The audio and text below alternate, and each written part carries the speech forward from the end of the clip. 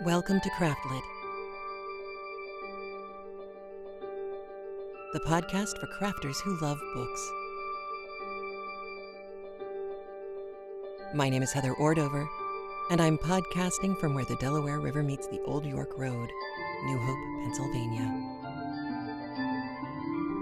Episode 539, Hope Springs Eternal.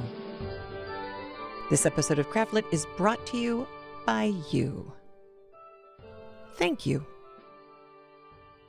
Well, hello. How are you? I am well. I have 3 chapters for you today, and I am so excited. But I have been distracted. I admit it. I've been distracted this week by Enola Holmes mysteries, which are just charming and lovely and really, really well read by Catherine Kellegren. The mysteries are written by Nancy Springer, who's written tons and tons and tons. But Catherine Kellegren, I wanted to find out if she was British or if she was American, because the intro and outro, welcome to such and such book by so-and-so person, were all in an American accent, but the book itself is in many different accents from all over the UK. She's American. She was raised in England and went to university in London, Dramatic Arts University. She's an amazing reader, and she's passed away at like 46, 48, something ridiculous. And I was absolutely heartbroken because here I had just discovered her and I thought, oh, this is great. We're going to have a long and lovely relationship where every time she puts out a book, I am going to go get it. And no, I can't. And it was very sad. And of course, working with the contact tracers and staying so connected to the world of COVID, one hears such stories. And in fact, we've had, let's see, I cannot recall just how many, but it's been, I would have to start to take off my shoes to count the number of contact tracers we've had who became ill during training with COVID. And it's usually like in the first or second week of training, because by the time they get through the first week of training, they are not going out and coming into contact with anybody at that point. But the thing that happened with this last wave, so this would have been 2 weeks ago, one of my coaches who I'd worked with for a month at that point mentioned something about everyone in her family being sick. And so I contacted her offline and I said, what are you talking about? She said her entire family got COVID. And they knew how. It wasn't a surprise. They'd been contacted by, it was a friend. And then the thing just went through the family like wildfire. So they were all sick. She was sick, and you could tell that she was a little draggy, but for the most part, she was okay. She's probably 30. Her daughter was sick. Her daughter was 4. Her daughter was sick with COVID. Like, you could tell she was sick. But her mother-in-law passed away. And there are several other people in the family who are still dragging and affected. And, I'm very concerned about them becoming or being in the category of long haulers, people who, for whatever reason, their circulatory system has just been hit harder than others with the really, truly, potentially devastating effects of COVID. Unlike chickenpox, where if you're a kid and you get it, the worst thing that can happen is you're really miserable and you need to sit in a bathtub with colloidal oatmeal for a week. And you might wind up with some scars if you were stupid enough to pick at everything, Heather. But it's kind of like, there's that version of it. And then you can wind up with shingles as an adult because it's the same virus that goes dormant. But if you get chickenpox as an adult, especially an adult male, you can go sterile. It is not a disease that as an adult you want to mess around with. And COVID seems to be kind of similar in that respect. Nasty, nasty viruses. Oh, the other thing I wanted to update you guys on. After the vice presidential debate, we saw a whole flurry of speculation in the media about whether Mike Pence had pink eye. And then the corollary was, is pink eye a symptom of COVID, since everybody else seemed to be falling to the disease in the White House? And the answer is, pink eye itself can be caused by a bacteria. So you can have bacterial conjunctivitis. The conjunct is the mucous moist skin, the pink skin in your eye. Or you can have viral conjunctivitis that you can be caused by either bacteria or virus. We know that your eye is one of the ways that viruses can get into your system because you have tear ducts and parts of your eye that will transmit exterior things to your interior body. Obviously, anything that's moist is going to be a great mode of transportation for lots of things, just like the canal systems in the United States and elsewhere, Venice, for example. Canal systems are an excellent way of moving people and goods. Things like to float along. It's the same with the human body. So the answer to, is pink eye a symptom of COVID? The answer is no, not the pink eye you're thinking about. Can any virus that enters your body through your eyes make your eyes pink and watery? Yes. Yes, it can. That's an eye irritant. If the virus is just going to wreak havoc, that's certainly one of the places that it can cause an irritation, especially one that attacks your circulatory system, which this seems to be doing. And so the follow-up question is always, does this mean that Mike Pence has COVID-19? And the answer is, who knows? End of story. So that was both sad for my coach and her family, and interesting for the whole pink eye thing. Hadn't thought of it before, but makes sense. So today's chapters. Here's the thing. The first chapter is quite upsetting to me. And I imagine, you being you, it will be quite upsetting to you as well. So I apologize for certain people's behavior in the first chapter. However, I will tell you in advance, Brechtian-like, that the second and third chapter today will be free of a certain person who causes all sorts of problems for our heroine. And that's lovely, because we do get to end this week on really a rather lovely high note. So, yay. I am so happy to be able to do that to you this week instead of wreaking havoc with your emotions this week. So, that's nifty. There are a few references in today's chapters that are not biblical. One is that chapter 41, our second chapter today, the title of it is Hope Springs Eternal in the Human Breast, which is a reference to Alexander Pope's An Essay on Man, which was written in 1733. So about 100 years before Anne Bronte was writing. We also have, and I think you will hear them pretty clearly, a whole bunch of subtextual references to parables.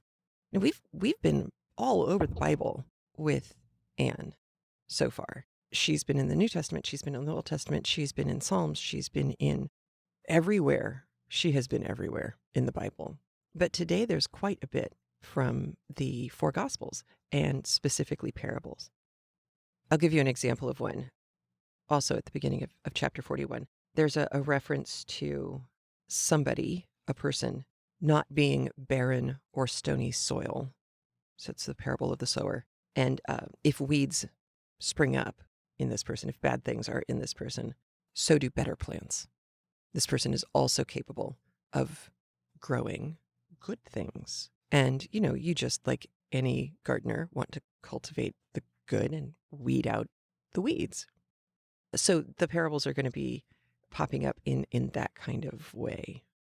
But there is another thing that Helen does in the third chapter, that she actually makes a statement about it being our duty to, and I'm quoting here, admonish our neighbors of their transgressions. This is where I think a lot of the trouble with Helen starts to, well, it doesn't start to, but where it is the locus of some of the troubles with Helen, that she is a very plain-spoken woman. She speaks her mind. She speaks her mind to whomever will stand still long enough to listen. And women didn't really do that a whole lot back then. And that puts her in this really odd category of kind of being, in a very polite way, rather in your face, if you are somebody who is not living up to their best self. Helen isn't doing that just because she wants to be a pain in the tuchus or a nag.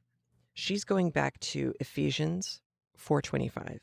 Speak every man truth with his neighbor, for we are members one of another. So, for her, speaking truth is also making sure that when your neighbor blows it and potentially does harm to themselves and to others, you step up and help them recognize what just happened so that they can improve, either mend what has been broken or make sure that they don't walk down that path again. That can obviously lead to some rather obnoxious, holier than thou behavior from some people. And I am including Helen in that category. However, the way she achieves that action in our third chapter, listen for her humor and her goodwill. It would be very, very easy for her to just be snotty and snarky and snide, and she's not. There are moments where she's laughing and smiling and making it clear that she knows she's being probably a little too brusque or a little too straightforward. But nonetheless, her greatest concern is not finding that someone who didn't have to go to hell has actually wound up in hell, perhaps because she didn't do enough to try and help them avoid that. And it's also interesting to me that almost entirely her transgression hackles get raised when others are being hurt. If people want to do stupid things to themselves and it doesn't hurt anyone else, then they're just no better than they should be, and too bad for them. She may look scornfully at them, but she's not really going to go out of their way to try and improve them. She'd be exhausted if she tried to improve everybody who was being lame at some point or another. She really wants to stop, in particular, men behaving badly to women. And that seems to be her line across which one shall not come before she decides to open her mouth. So you're going to see some really beautiful, heartfelt writing that, I'll be honest, totally surprised me in our third chapter today. There is also one reference to Mama won't let me talk to the younger men. Those are younger in relationship to an older brother. So if your mother is trying to marry you off well, she will try and get you to marry a firstborn son who is going to inherit well, rather than a younger son who is not going to inherit much at all. So with that, let's listen to chapters 40, 41, and 42 of The Tenant of Wildfell Hall by Anne Bronte, read for you by Mia Daguerre. Here we go.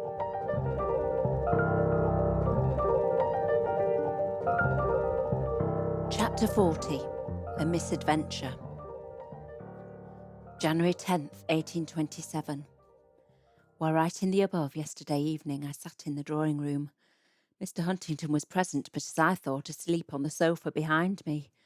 He had risen, however, unknown to me, and, actuated by some base spirit of curiosity, been looking over my shoulder for I knew not how long. For when I had laid aside my pen and was about to close the book, he suddenly placed his hands upon it, saying, "With your leave, my dear, I'll have a look at this," forcibly wrested it from me, and drawing a chair to the table, composedly sat down to examine it, turning back leaf after leaf to find an explanation of what he had read. Unluckily for me, he was more sober that night than he usually is at such an hour. Of course, I did not leave him to pursue this occupation in quiet. I made several attempts to snatch the book from his hands, but he held it too firmly for that. I upbraided him in bitterness and scorn for his mean and dishonourable conduct, but that had no effect upon him. I extinguished both candles, but he only wheeled round to the fire, and raising a blaze sufficient for his purposes, calmly continued the investigation. I had serious thoughts of getting a pitcher of water and extinguishing that light too, but it was evident that his curiosity was too keenly excited to be quenched by that, and the more I manifested my anxiety to baffle his scrutiny, the greater would be his determination to persist in it. Besides, it was too late. "It seems very interesting, love," said he, lifting his head and turning it to where I stood, wringing my hands in silent rage and anguish. but it's rather long. I'll look at it some other time, and meanwhile I'll trouble you for the keys, my dear." "What keys?" "The keys of your cabinet, desk, drawers, and whatever else you possess," said he, rising and holding out his hand. "I've not got them," I replied. The key to my desk, in fact, was at that moment in the lock, and the others were attached to it. "Then you must send for them," said he, "and if that bitch Rachel doesn't immediately deliver them up, she tramps bag and baggage tomorrow." "She doesn't know where they are," I answered, quietly placing my hand upon them and taking them from the desk, as I thought, unobserved. "I know, but I shall not give them up without a reason." "And I know too," said he, suddenly seizing my closed hand and rudely abstracting them from it. He then took up one of the candles and relighted it by thrusting it into the fire. "Now then," sneered he, "we must have a confiscation of property. But first let's take a peep into the studio." And putting the keys into his pocket, he walked into the library. I followed, whether with the dim idea of preventing mischief or only to know the worst, I can hardly tell. My painting materials were laid together on the corner table, ready for tomorrow's use, and only covered with a cloth. He soon spied them out, and putting down the candle, deliberately proceeded to cast them into the fire. Palette, paints, bladders, pencils, brushes, varnish, I saw them all consumed. The palette knife snapped in two, the oil and turpentine sent hissing and roaring up the chimney. He then rang the bell. "Benson, take those things away," said he, pointing to the easel, canvas and stretcher, "and tell the housemaid she may kindle the fire with them. Your mistress won't want them any more." Benson paused aghast and looked at me. "Take them away, Benson," said I, and his master muttered an oath. "And this and all, sir?" said the astonished servant, referring to the half-finished picture. "That and all," replied the master, and the things were cleared away. Mr. Huntington then went upstairs. I did not attempt to follow him, but remained seated in the armchair, speechless, tearless, and almost motionless, till he returned about half an hour later after, walking up to me, held the candle in my face, and peered into my eyes with looks and laughter too insulting to be borne. With a sudden stroke of my hand, I dashed the candle to the floor. "Hallo," muttered he, starting back. "She's the very devil for spite. Did ever any mortal see such eyes? They shine in the dark like a cat's. Oh, you're a sweet one." So saying, he gathered up the candle and the candlestick, the former being broken as well as extinguished. He rang for another. "Benson, your mistress has broken the candle. Bring another." "You expose yourself finely," observed I as the man departed. "I didn't say I'd broken it, did I?" returned he. He then threw my keys into my lap, saying, "There, you'll find nothing gone but your money and the jewels and the few little trifles I thought it advisable to take into my own possession, lest your mercantile spirit should be tempted to turn them into gold. I've left you a few sovereigns in your purse, which I expect to last you through the month, at all events. When you want more, you'll be so good as to give me an account of how that's spent. I shall soon put you upon a small monthly allowance in future for your own private expenses, and you needn't trouble yourself any more about my concerns. I shall look out for a steward, my dear. I won't expose you to the temptation. And as for the household matters, Mrs. Greaves must be very particular in keeping her accounts. We must go upon an entirely new plan." "What great discovery have you made now, Mr. Huntington? Have I attempted to defraud you?" "Not in money matters exactly, it seems, but it's best to keep out of the way of temptation." Here Benson entered with the candles, and there followed a brief interval of silence, I sitting still in my chair, he standing with his back to the fire, silently triumphing in my despair. "And so," he said at length, "you thought to disgrace me, did you, by running away and turning artist and supporting yourself by the labour of your hands, forsooth? And you thought to rob me of my son too, and bring him up to be a dirty Yankee tradesman or a low beggarly painter? Yes, to obviate his becoming such a gentleman as his father. It's well you couldn't keep your own secret. Ha! It's well these women must be blabbing. If they haven't a friend to talk to, they must whisper their secrets to the fishes, or write them on the sand or something. And it's well, too, I wasn't over full tonight, now I think of it, or I might have snoozed away and never dreamed of looking at what my sweet lady was about, or I might have lacked the sense or the power to carry my point like a man, as I have done." Leaving him to his self-congratulations, I rose to secure my manuscript, for now I remembered it had been left upon the drawing-room table, I determined, if possible, to save myself the humiliation of seeing it in his hands again. I could not bear the idea of his amusing himself over my secret thoughts and recollections, though to be sure he would find little good of himself therein indicted, except in the former part. And I would sooner burn it all than he should read what I had written when I was such a fool as to love him. "And by the by," cried he, as I was leaving the room, "you'd better tell that damned old sneak of a nurse to keep out of my way for a day or two. I'd pay her wages and send her packing tomorrow, but I know she'd be more mischief out of the house than in it." And as I departed, he went on cursing and abusing my faithful friend and servant with the epithets I will not defile this paper with repeating. I went to her as soon as I put away my book, and told her how our project was defeated.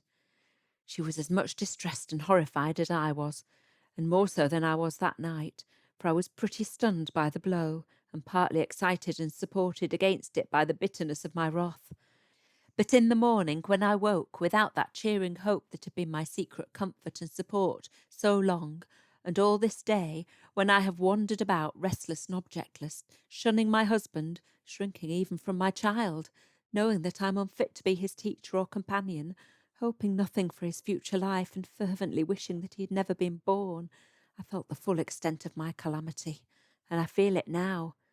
I know that day after day such feelings will return upon me. I'm a slave, a prisoner, but that is nothing.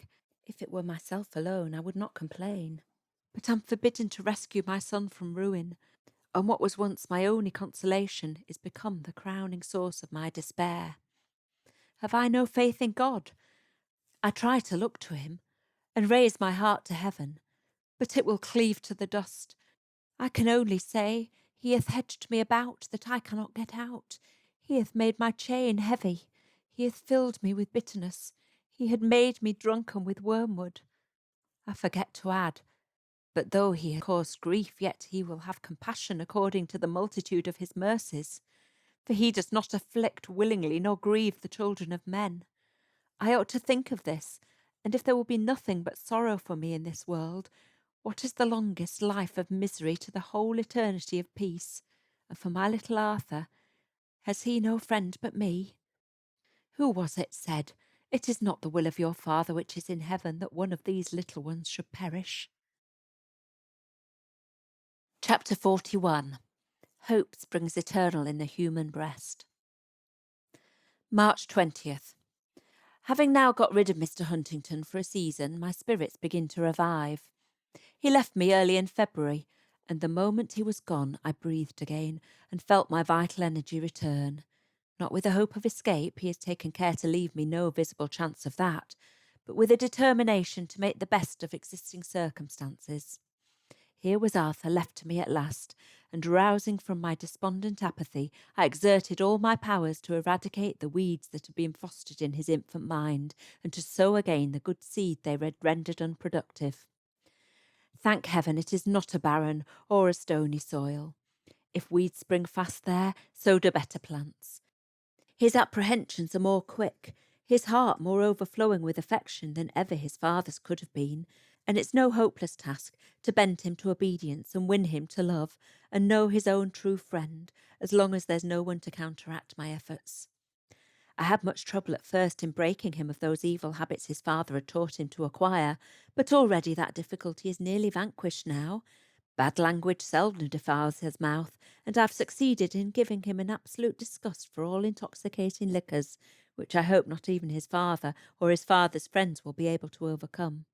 He was inordinately fond of them for so young a creature, and remembering my unfortunate father as well as his, I dreaded the consequences of such a taste. But if I had stinted him in his usual quantity of wine, or forbidden him taste altogether, that would only have increased his partiality for it, and made him regard it as a greater treat than ever. I therefore gave him quite as much as his father was accustomed to allow, as much indeed as he desired to have, but into every glass I surreptitiously introduced a small quantity of tartar emetic, just enough to produce inevitable nausea and depression without positive sickness. Finding such disagreeable consequences invariably to result from this indulgence, he soon grew weary of it, but the more he shrank from the daily treat, the more I pressed it upon him, till his reluctance was strengthened to perfect abhorrence. When he was thoroughly disgusted with every kind of wine, I allowed him, at his own request, to try brandy and water, and then gin and water, for the little topper was familiar with them all, and I was determined that all should be equally hateful to him. This I have now effected, and since he declares that the taste and smell and the sight of any one of them is sufficient to make him sick, I have given up teasing him about them, except now and then as objects of terror in cases of misbehaviour. "Now, Arthur, if you're not a good boy, I shall give you a glass of wine," or "Now, Arthur, if you say that again, you shall have some brandy and water," is as good as any other threat. And once or twice, when he was sick, I have obliged the poor child to swallow a little wine and water without the tartar emetic, by way of medicine, and this practice I intend to continue for some time to come. Not that I think of any real service in a physical sense, but because I'm determined to enlist all the powers of association in my service. I wish this aversion to be so deeply grounded in his nature that nothing in after life may be able to overcome it. Thus I flatter myself I shall secure him from his one vice, and for the rest, if on his father's return I find reason to apprehend that my good lessons will be all destroyed, if Mr. Huntington commence again the game of teaching the child to hate and despise his mother and emulate his father's wickedness, I will yet deliver my son from his hands. I have devised another scheme that might be resorted to in such a case, and if I could but obtain my brother's consent and assistance, I should not doubt of its success. The old hall where he and I were born, and where our mother died, is not now inhabited, nor yet quite sunk into decay, as I believe. Now, if I could persuade him to have 1 or 2 rooms made habitable, and to let them to me as a stranger, I might live there with my child, under an assumed name, and still support myself by my favourite art.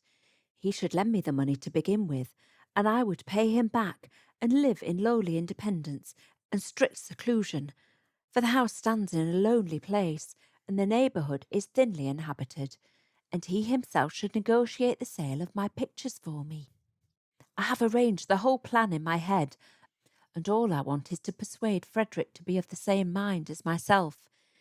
He's coming to see me soon, and then I will make this proposal to him, having first enlightened him upon my circumstance sufficiently to excuse the project. Already, I believe, he knows much more of my situation than I have told him. I can tell this by the air of tender sadness pervading his letters, and by the fact of his so seldom mentioning my husband, and generally evincing a kind of covert bitterness when he does refer to him, as well as by the circumstances of his never coming to see me when Mr. Huntington is at home. But he has never openly expressed any disapprobation of him, or sympathy for me. He has never asked any questions, or said anything to invite my confidence. Had he done so, I should probably have had but few concealments from him. Perhaps he feels hurt at my reserve. He is a strange being. I wish we knew each other better.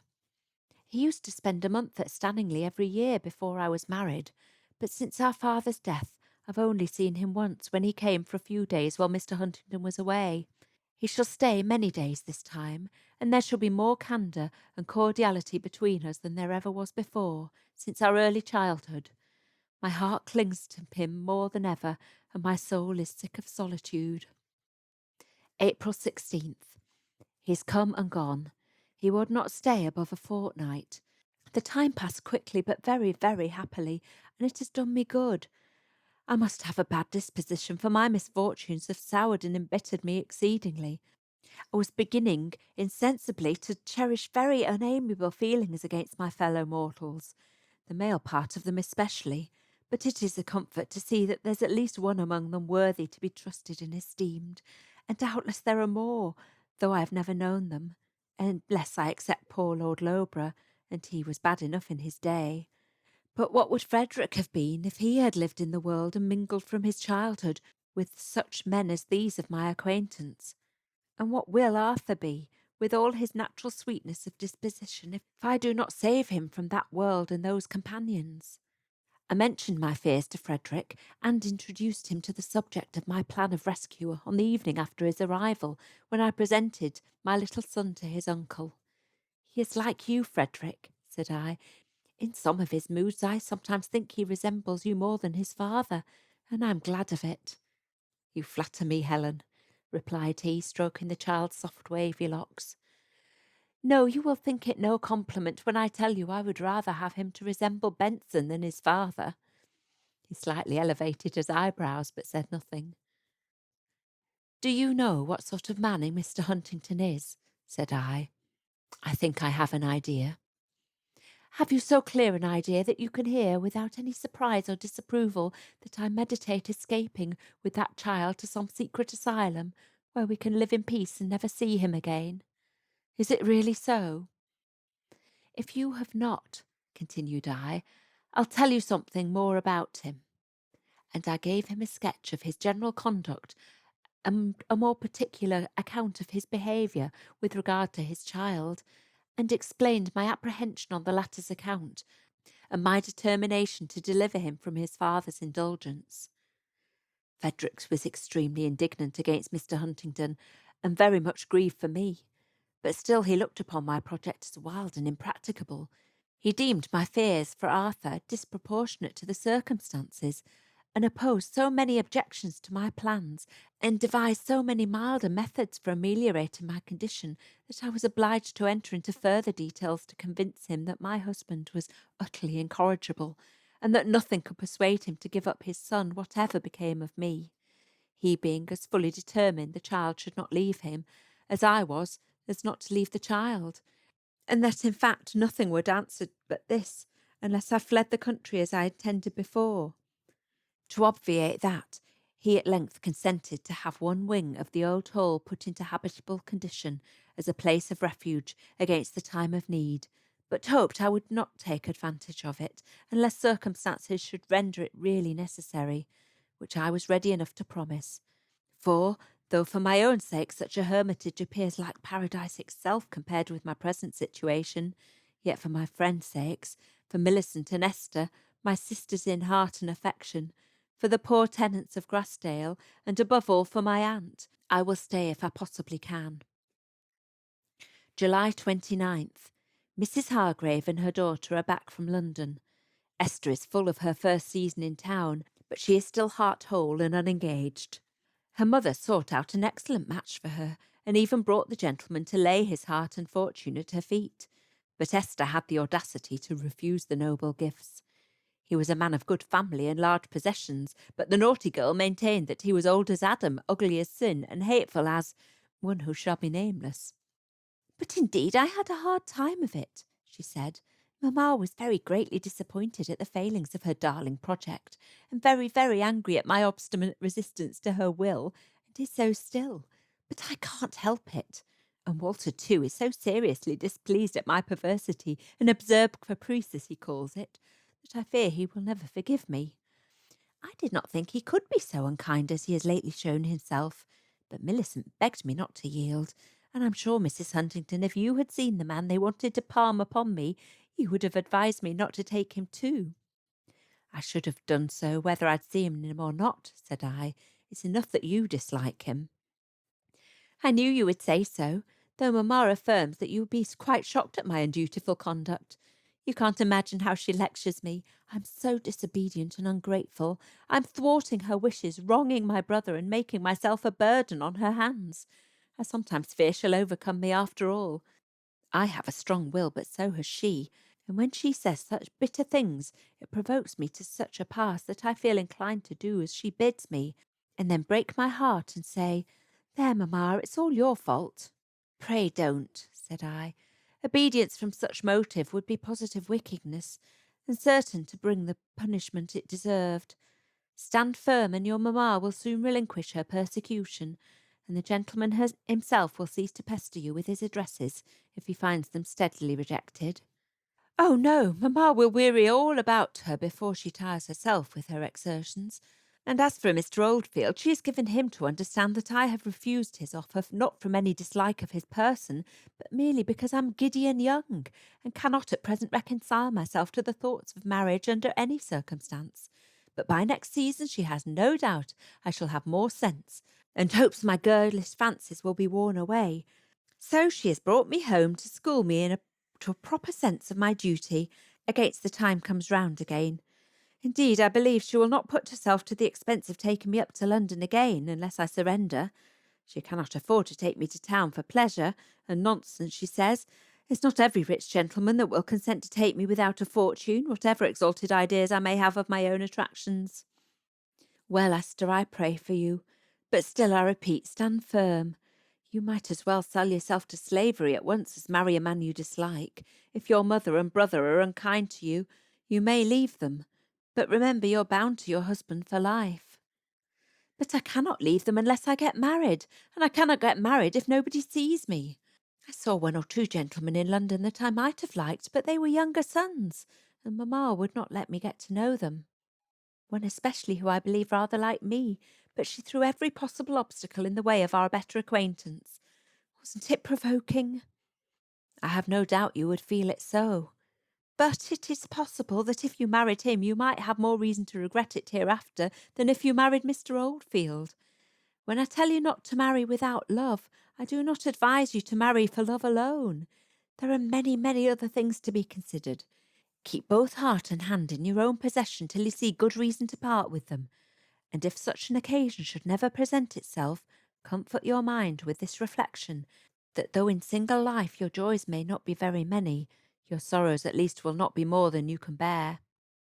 Marriage may change your circumstance for the better, but in my private opinion it's far more likely to produce the contrary result. So thinks Millicent. But allow me to say, I think otherwise. If I thought myself doomed to old maidenhood, I should cease to value my life. The thought of living on year after year at the Grove, a hanger-on upon mamma and Walter, a mere cumberer on the ground, now that I know in what light they would regard it, is perfectly intolerable. I would rather run away with the butler. Your circumstances are peculiar, I allow. But have a little patience, love. Do nothing rashly. Remember, you're not yet 19, and many years are to pass before anyone can set you down as an old maid. You cannot tell what Providence may have in store for you. And meantime, remember, you have a right to the protection and support of your mother and brother, however they may seem to grudge it. You are so grave, Mrs. Huntington, said Esther after a pause. When Millicent uttered the same discouraging sentiments concerning marriage, I asked if she was happy, and she said she was, but I only half believed her. And now I must put the same question to you. It is a very impertinent question, laughed I, from a young girl to a married woman so many years her senior, so I shall not answer it. Pardon me, dear madam, she said, laughingly throwing herself into my arms and kissing me with playful affection. But I felt a tear on my neck as she dropped her head on my bosom and continued, with an old mixture of sadness and levity, timidity and audacity. I know that you're not so happy as I mean to be, for you spend half your life alone at Grassdale, while Mr. Huntington goes about enjoying himself where and how he pleases. I shall expect my husband to have no pleasures but what he shares with me, and if his greatest pleasure of all is not the enjoyment of my company, why, it will be the worse for him. That's all. If such are your expectations of matrimony, Esther, you must indeed be careful whom you marry, or rather you must avoid it altogether. Chapter 42. A Reformation. September 1st. No Mr. Huntington yet. Perhaps he will stay among his friends till Christmas, and then, next spring, he will be off again. If he continue this plan, I shall be able to stay at Grassdale well enough. That is, I shall be able to stay, and that is enough. Even an occasional bevy of friends at the shooting season may be borne, if Arthur gets so firmly attached to me, so well established in good sense and principles before they come, that I shall be able, by reason and affection, to keep him pure but from their contaminations. Vain hope, I fear. But still, till such a time of trials comes, I will forbear to think of my quiet asylum in the beloved old hall. Mr. and Mrs. Hattersley have been staying at the Grove a fortnight, and as Mr. Hargrave is still absent, and the weather was remarkably fine, I've never passed a day without seeing my two friends, Millicent and Esther, either there or here. On one occasion, when Mr. Hattersley had driven them over to Grassdale in the phaeton with little Helen and Ralph, and we were all enjoying ourselves in the garden, I had a few minutes' conversation with that gentleman while the ladies were amusing themselves with the children. Do you want to hear anything of your husband, Mrs. Huntingdon? Said he. No, unless you can tell me when to expect him home. I can't. You don't want him, do you? Said he with a broad grin. No. Well, I think you're better without him, sure enough. For my part, I'm downright weary of him, and I told him I'd leave him if he didn't mend his manners. And he wouldn't, so I left him. You see, I'm a better man than you think me. And what's more, I have serious thoughts of washing my hands of him entirely, and the whole set of 'em, and comporting myself from this day forward with all decency and sobriety as a Christian and the father of a family should do. What do you think to that? It's a resolution you ought to have formed long ago. Well, I'm not 30 yet. It isn't too late, is it? No, it's never too late to reform, as long as you have the sense to desire it and the strength to execute your purpose.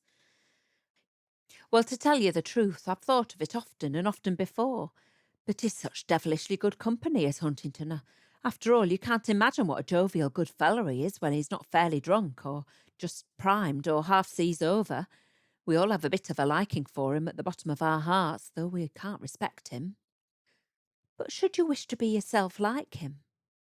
No, I'd rather be like myself, bad as I am. You can't continue as bad as you are without getting worse and more brutalized every day, and therefore more like him. I could not help smiling at the comical, half angry, half confounded look he put on at this rather unusual mode of address. Never mind my plain speaking, said I. It is from the best of motives. But tell me, should you wish your son to be like Mr. Huntington, or even like yourself? Hang it, no. Should you wish your daughter to despise you, or at least to feel no vestige of respect for you, and no affection but what is mingled with the bitterest regret? Oh, blast it, no, I couldn't stand that. And finally, should you wish your wife to be ready to sink into the earth when she hears you mentioned, and to loathe the very sound of your voice, and shudder at your approach? She never will. She likes me all the same, whatever I do. Impossible, Mr. Hattersley. You mistake her quiet submission for affection. Fire and fury! Now don't burst into a tempest at that. I don't mean to say she does not love you. She does, I know, a great deal better than you deserve. But I'm quite sure that if you behave better, she will love you more, and if you behave worse, she will love you less and less, till all is lost in fear, aversion, and bitterness of soul, if not in sacred hatred and contempt. But dropping the subject of affection, should you wish to be the tyrant of her life, to take away all the sunshine from her existence and make her thoroughly miserable? Of course not, and I don't, and I'm not going to. You've done more towards it than you suppose. Pooh, pooh, she's not the susceptible, anxious, worriting creature you imagine. She's a little meek, peaceable, affectionate body, apt to be rather sulky at times, but quiet and cool in the main, and ready to take things as they come. Think of what she was 5 years ago when you married her, and what she is now. I know, she was a plump lassie then, with a pretty pink and white face. Now she's a poor little bit of a creature, fading and melting away like a snow wreath. But hang it, by Jupiter, that's not my fault. What's the cause of it, then? Not years, for she's only 25. It's her own delicate health. Confound it, madam, what would you make of me and the children, to be sure, that worry her to death between them? No, Mr. Hattersley, the children give her more pleasure than pain. They are fine, well-dispositioned children. I know they are, bless 'em. Then why lay the blame on them? I'll tell you what it is. It's the silent fretting and constant anxiety on your account, mingled, I suspect, with something of bodily fear on her own. When you behave well, she can only rejoice with trembling. She has no security, no confidence in your judgment or principles, but is continually dreading the close of such short-lived felicity. When you behave ill, her cause of terror and misery are more than anyone can tell but herself. Impatient endurance of evil, she forgets it's our duty to admonish our neighbours of their transgressions. Since you will mistake her silence for indifference, come with me, and I'll show you one or two of her letters. No breach of confidence, I hope, since you are her other half. He followed me into the library. I sought out and put into his hands two of Millicent's letters, one dated from London and written during one of his wildest seasons of reckless dissipation, and another in the country during a lucid interval. The former was full of trouble and anguish, not accusing him, but deeply regretting his connection with his profligate companions, and abusing Mr. Grimsby and others, insinuating bitter things against Mr. Huntington, and most ingeniously throwing the blame of her husband's misconduct onto other men's shoulders. The latter was full of hope and joy, yet with a trembling consciousness that this happiness would not last, praising his goodness to the skies, but with an evident, though but half-expressed wish that it were based on a surer foundation than the natural impulses of the heart, and a half-prophetic dread of the fall of that house that so founded on the sand, which fall had shortly after taken place, as Atterley must have been conscious while he read. Almost at the commencement of the first letter I had the unexpected pleasure of seeing him blush. He immediately turned his back to me, and finishing the perusal at the window. At the second I saw him once or twice raise his hand, and hurriedly pass it across his face. Could it be to dash away a tear? When he had done, there was an interval spent in clearing his throat and staring out of the window. Then, after whistling a few bars of his favourite air, he turned around and gave me back the letters, and silently shook me by the hand. "I've been a cursed rascal, God knows," said he, as he gave it a hearty squeeze. "But you see if I don't make amends for it. God damn me if I don't. Don't curse yourself, Mr. Hattersley. If God had heard half your invocations of that kind, you would have been in hell long before now. And you cannot make amends for the past by doing your duty for the future, inasmuch as your duty is only what you owe to your Maker, and you cannot do more than fulfil it. Another must make amends for your past delinquencies. If you intend to reform, invoke God's blessing, his mercy and his aid, not his curse. God help me then, for I'm sure I need it. Where is Millicent?" "She's there, just coming in with her sister." He stepped out at the glass door and went to meet them.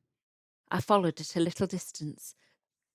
Somewhat to his wife's astonishment, he lifted her off from the ground and saluted her with a hearty kiss and a strong embrace.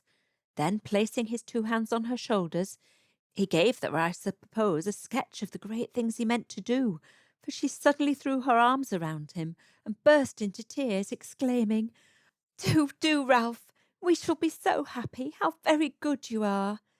"Nay, not I," said he, turning her round and pushing her towards me.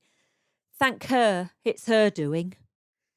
Millicent flew to thank me, overflowing with gratitude. I disclaimed all title to it, telling her husband was predisposed to amendment before I added my mite of exhortation and encouragement, and that I'd only done what she might and ought to have done herself. "Oh no," cried she, "I couldn't have influenced him, I'm sure, by anything that I could have said. I should have only bothered him by my clumsy efforts at persuasion, if I had made the attempt." "You never tried me, Milly," said he. Shortly after they took their leave. They're now gone on a visit to Hattersley's father. After that, they will repair to their country house. I hope his good resolution will not fall through, and poor Millicent will not be again disappointed. Her last letter was full of present bliss and pleasing anticipations for the future, but no particular temptation has yet occurred to put his virtue to the test. Henceforth, however, she will doubtless be somewhat less timid and reserved, and he more kind and thoughtful. Surely, then, her hopes are not unfounded, and I have one bright spot at least whereon to rest my thoughts.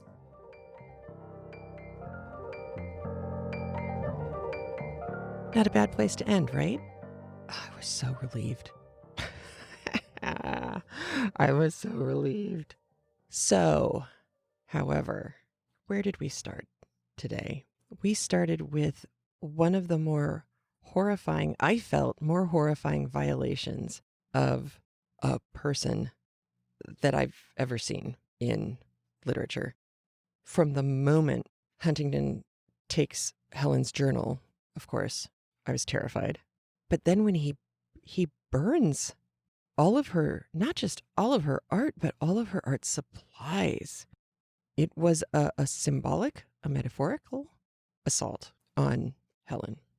And honestly, I don't think a physical assault would have read as any more violent or vile than what Huntington did here in our book today. And of course, it is supposed to be that horrible. And it sets Helen back quite a ways. We do hear more about her brother, finally. And her brother Frederick sounds, well, pretty normal.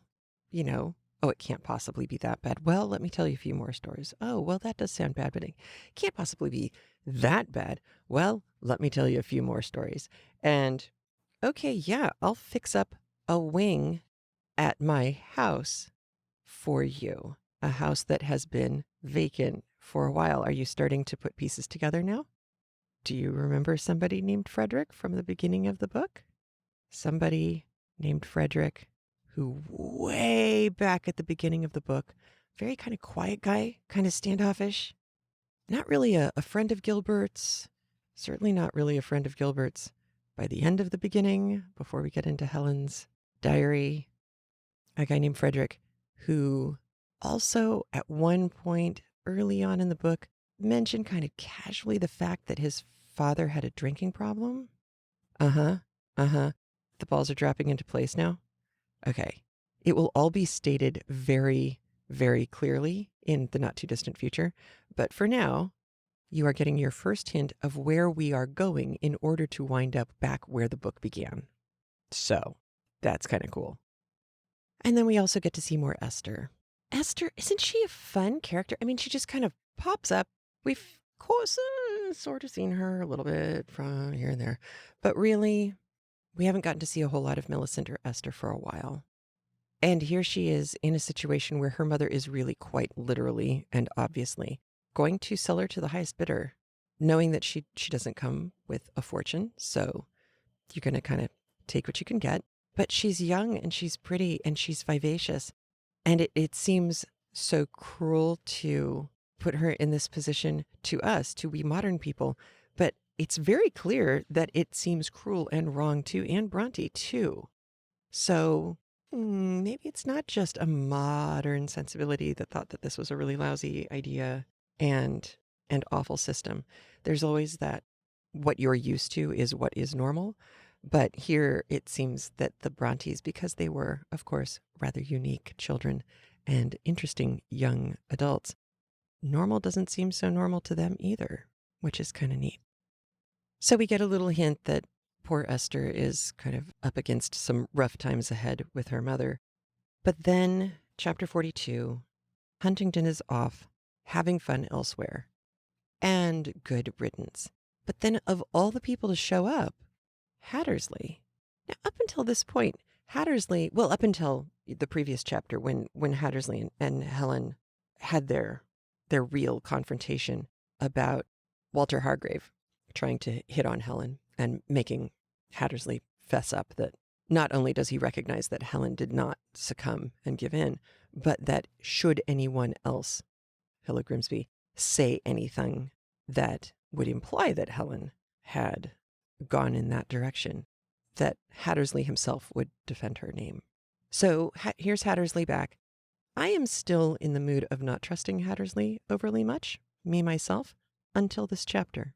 And this chapter is huge because not only do we see Helen really, really speaking her mind with a very strong male presence with whom she is not related by marriage or otherwise, but she actually goes and gets Millicent's letters, which blew my mind because initially I thought, wow, is that a violation of trust between Helen and Millicent? But then you get the story of which letters she picked. And she picked really smart letters that don't make Millicent look bad, but make it very, very easy for Hattersley to see this kind of Jekyll and Hyde-ness of his nature. And also see that his wife was doing her best to not so much make excuses, but to explain that he really wasn't being the bad guy in the scenario, which was very kind of her. And two, the idea that Hattersley would have had to take the letters over to the window so that he could turn his back on Helen while, looking like he was just standing in better light so he could read more easily, but also giving himself a chance to possibly wipe a tear off his face as he was reading was really lovely. And it's a nice redemption arc for at least one of these schmoes. And one of the ones who truly, at the beginning of the book, I don't know about you, I didn't talk about him much, but oh my gosh, in the beginning, he was the one who really annoyed me. Because Grimsby is clearly not going to redeem much of himself, if anything. He's just incorrigible. And Arthur, I still have hope. If Hattersley can come back from the edge, maybe Helen can get Arthur back. It would be nice. Hargrave, he seems to be gone, so fine. But Hattersley, I never would have expected it. I also very, very much appreciated when she said, "Would you like your son to be like you?" Heck no. Would you like your daughter to be afraid of you? Good God, no. And what about your wife? And then he makes excuses. And Helen brings it back. Like, no. You're misreading the situation. Let me give you the Cliff's Notes.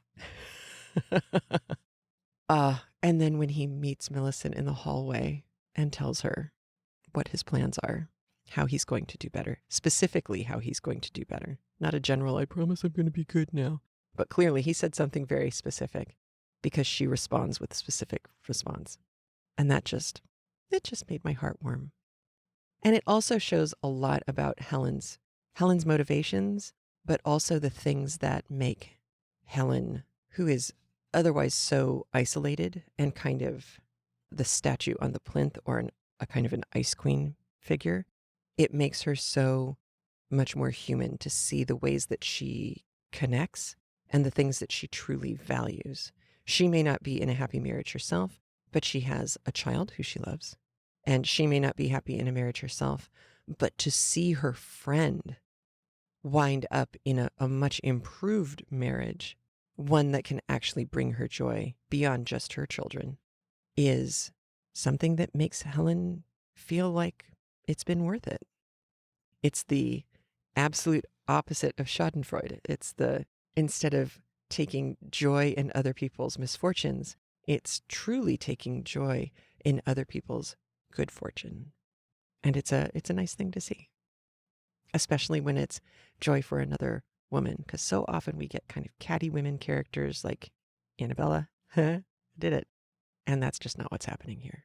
So yay for Helen. I also very much liked her statement. It is never too late to reform. I also appreciated you cannot make amends for the past by only doing your duty to the future. Just saying, I'm going to be better, doesn't make up for all the horrible things you've already done. Making up for your past delinquencies, that's a different agreement than just, I'm going to do better tomorrow. And just to point out one of the places where Helen is being smiley, when she asks Hattersley, would you like to be more like Arthur Huntington? Would you like to be more like my husband? No, I'd rather be like myself, bad as I am. And she says, you can't continue like this without getting worse. Then she said, I could not help smiling at the comical, half angry, half confounded look he put on at this rather unusual mode of address. And the smile that comes from that seems to drive her next part of the conversation, because that's when she switches to, would you like your child to be like you? It's a different mode of attack and a completely different mindset, instead of kind of hammering away at the, you do this, you do that, you do these bad things. It's, all right, well, let's take it from a different perspective then, shall we? What about your kids? And I thought it really rather lovely of Anne Bronte to explain that if you are in a situation where you're dealing with somebody who's volatile or unpredictable, that you may have good days and you may have lousy days. You will have lousy days. But on those good days, you can only be pretty happy because it's going to be waiting for the other shoe to fall constantly. It's in a constant state of, when is something going to snap that will send all of this right back downhill at an even faster rate than it was before. So when Helen says, when you behave well, she can only rejoice with trembling. She has no security, no confidence in your judgment or principles, but is continually dreading the close of such short-lived felicity.